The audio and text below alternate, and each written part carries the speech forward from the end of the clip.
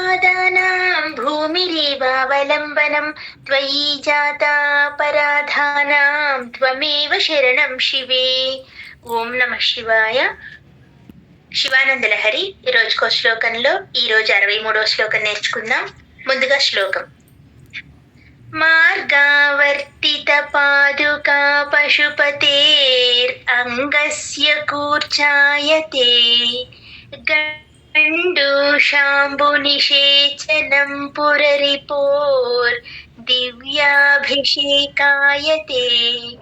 కించిద్భక్షిత మాంసశేషకబళం నవ్యోపహారాయతే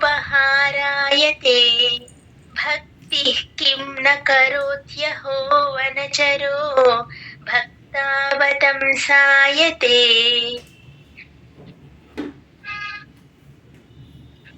మార్గావర్తిత పాదుకా పశుపతేర్ అంగస్య కూర్చాయతే గండూషాంబునిషేచనం పురరిపోర్ దివ్యాభిషేకాయతే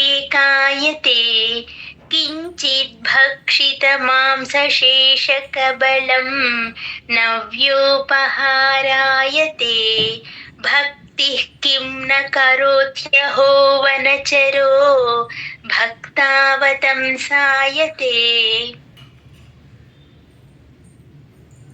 ఓం నమ శివాయ. చక్కగా ఈ శ్లోకంలో ఆదిశంకరాచార్యులు వారు మనకి ఇప్పుడు చెప్పుకున్న 62 శ్లోకాలలో కూడా ఎక్కడ కూడా ఒక భక్తుడి గురించి ఆయన ప్రస్తావన తీసుకురాలేదు. ఎందుకంటే విడిగా ఉపమానంగా చెప్పారు, కానీ శ్లోకంలోనే భక్తుడి యొక్క కథ వివరించిన అతి ముఖ్యమైన శ్లోకం మనకు ఈ 63వ శ్లోకం. మరి అంతటి అతి ముఖ్యమైన శ్లోకం యొక్క అర్థం ఏంటో ఒకసారి తెలుసుకుందామా? మరి ఎలా మాట్లాడుతున్నాడో చూడండి చక్కగా. అహో ఏమి ఈ భక్తి చమత్కారము అంటూ మొదలు పెట్టాడు. అంటే భక్త కన్నప్పుడు గురించి చెప్తున్నారు ఆయన చక్కగా. పూజలు పునస్కారాలు తెలియని పామరుడైన ఆటవికుడు సైతం మహాభక్తుడే అయిపోతున్నాడు కదా. అంటే ఆయన తిన్నడు అంటే ఎవరు? భక్త కన్నప్ప అనమాట. అతనికి పూజలు పునస్కారాలు ఏమీ తెలియదు, వేటాడటం మాత్రమే తెలుసు. అలాంటి పామరుడు, అలాంటి ఆటవికుడు కూడా నీకు మహాభక్తుడే అయిపోతున్నాడు కదా. ఆ తిన్నడు అడవి మధ్యలో పూజా పునస్కారాలు లేక పడి ఉన్న ఒక శివలింగాన్ని చూశాడు.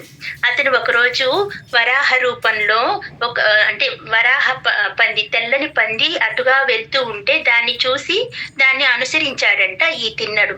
అది కొద్ది దూరం వెళ్ళిన తర్వాత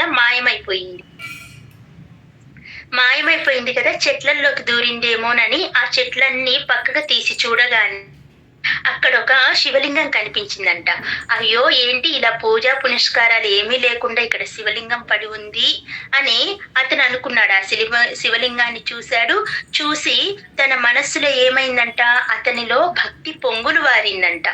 అబ్బా ఏంటి ఈ మూర్తి ఇంత అందంగా ఉంది, చక్కగా ఇతన్ని పూజ చేసుకుందామని అతని మనసులో భక్తి పొంగులు వారింది.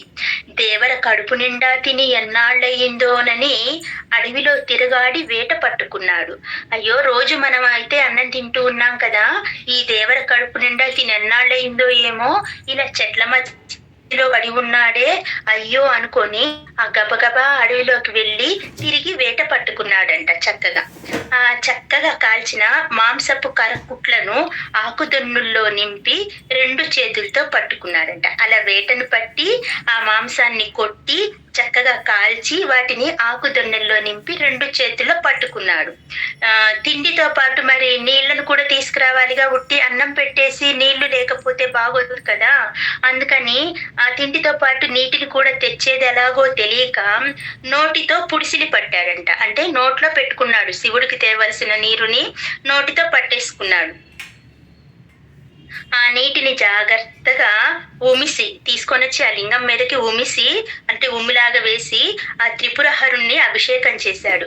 ఆయన త్రిపురారిని సమర్హించిన వాడికి ఈయన ఎంగిల్ నీళ్లతో అభిషేకం చేశాడు. ఆ దివ్యాభిషేకానికి, అలాంటి ఎంగిల్లి నీళ్ల దివ్యాభిషేకానికి తన్మయుడైపోయి శివుడు ఎదుట సాక్షాత్కరిస్తే తాను వండి తెచ్చిన మాంసాన్ని ముందు పెట్టాడు. ఎంత గొప్ప విశేషమో అసలు. అలా తను మాంసాన్ని తెచ్చుకున్నాడు కదా, అది పెట్టి రుచిగా ఉన్నదో లేదోనని మళ్ళీ డౌటు. ఇది బాగా నచ్చుతుందో లేదో దేవుడికి ఏమోనని డౌటు.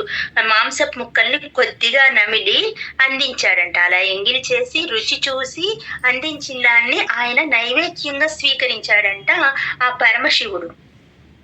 అప్పుడు కడుపార తిన్నాడంట ఆయన. అటువంటి తిన్నని భక్తికి పరీక్ష పెట్టిన దేవుడు కన్నుల వెంట నీరు కాచారంట. మొదటగా నీరు కార్చితే ఒకరోజు అంటే ఇతని శివ భక్తిని, ఇతని భక్తి ఎంత గొప్పదో తెలుసుకోవాలని, ఇంకొక వ్యక్తికి తెలియచేయాలని చక్కగా ఆయన కళ్ళల్లోంచి నీళ్లు కార్చాడంట. అలా కార్చిన నీటిని, అయ్యో స్వామికి కళ్ళల్లో నుంచి నీళ్లు వస్తున్నాయి అంటే మనం ఏం చేస్తాం, పిల్లలకి మన పైట చెంగు తీసి గుట్టతో ఆవిరి పెడతాం కదా, అలాగా ఈయన అతని వద్దనున్న వస్త్రంతో ఆవిరి పెట్టి కళ్ళకు అద్దాడంట. అద్దగానే కళ్ళల్లో నుంచి నీరు కారటం తగ్గిపోయింది. ఆ తర్వాత ఇంకా పరీక్ష చేయాలని అతన్ని చక్కగా కళ్ళల్లో నుంచి రక్తాన్ని కార్చాడంట. అలా రక్తాన్ని కార్చినప్పుడు ఈయన అయ్యో స్వామి ఏంటి మీ కళ్ళెమ్మట రక్తం వస్తుంది అని బాధపడిపోయి తనకు తెలిసిన, అంటే ఆటవికుడు కదా, తనకి తెలిసిన వైద్యాలన్నీ చేసి తగ్గించాలని ప్రయత్నం చేశాడు. ఆ ప్రయత్నం కూడా విఫలమయ్యింది. అప్పుడే ఉష్ణేన శీత అంటే వేడికి వేడే మందు అన్న ఒక మాట గుర్తుకొచ్చి, పెద్దలు చెప్పిన మాట గుర్తొచ్చి, ఆహా ఈ కంటికి జబ్బు చేసిందేమో, మరి కంటికి కన్నే మందు, నా కన్ను తీసి శివుడికి సమర్పించాలి అనుకున్నాడు. వెంటనే తన ఒక కంటిని తీసి స్వామి వారికి పెట్టారు. తన వెనక ఎప్పుడూ అంబుల పొది ఉంటుంది, దాని నుంచి బాణం తీసి తన కన్నుని తీసేసి శివుడికి సమర్పించాడు. చక్కగా పెట్టాడు. పెట్టగానే రక్తం కారిపోవడం ఆగిపోయింది. శివుడు ఇంకా పరీక్షించదలిచి రెండవ కంటి నుండి కూడా రక్తాన్ని కార్చాడు. వెంటనే ఈ కన్నుకు కూడా ఈ కన్ను చేస్తే శివుడు చక్కగా ఉంటాడు అని భావించి ఈ కన్నును కూడా తీసి పెట్టాలంటే ఏమి గుర్తు కావాలి నాకు అక్కడ అనుకున్నాడు. అక్కడ గుర్తుగా పెట్టడానికి తన కాలి చెప్పుని తీసి దారులన్నీ తొక్కి వచ్చిన చెప్పు కాళ్లను సరాసరిగా అతడు పశుపతి కనుబొమల మధ్యన ఉంచాడు. భక్తితో అమాయకంగా చేసే ఈ అపచారాన్ని కూడా భగవంతుడు క్షమించేసి దాన్ని సదుపచారంగా భావించి ఆ కన్నప్ప ముందు ప్రత్యక్షమయ్యాడు ఆ పరమశివుడు. అలాగా కన్నప్ప శివభక్తుల్లోనే అగ్రేసరుడయ్యాడు. శివభక్తి ఎంత పనినైనా చేయిస్తుంది, దేనినైనా సాధించి పెడుతుంది. కనుక ఆదిశంకరాచార్యుల వారు వర్ణించిన ఒకే ఒక భక్తుడి కదా కన్నప్ప కదా.